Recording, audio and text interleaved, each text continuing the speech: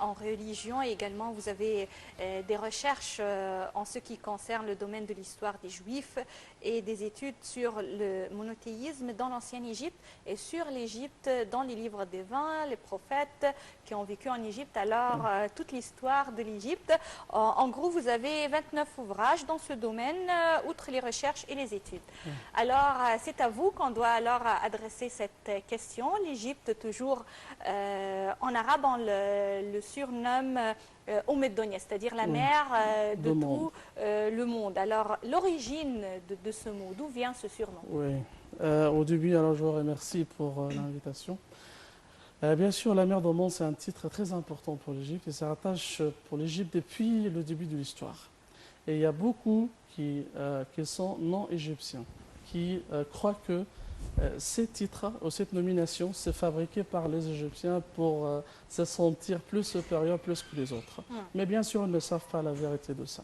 Et par rapport aux recherches que je fais, alors je trouvais beaucoup de sources et beaucoup d'origines qui parlent de ça. Il y a une origine religieuse, ce qui est la plus importante, et encore une origine historique. L'origine religieuse, alors ça appartient à une tradition, ou à une ancienne tradition, narrée par Ibn Abbas. Ibn Abbas, c'est un grand compagnon, et il est le cousin du prophète. Et il a narré alors une histoire du prophète Noé. Le prophète Noé, il est la 10e génération du prophète Adam. La 10e. On parle de début de l'histoire. Le petit-fils de Noé, le prophète Noé, alors s'appelle Misraïm. Misraïm, alors on appartient à lui. Donc le nom de Misraïm, ou le Misriyin, ou le Misriyoun, ça appartient à lui. Parce qu'il est le grand-père, le premier grand-père des Égyptiens. Misraïm, il est le fils de Hem, Hem le fils de Noé.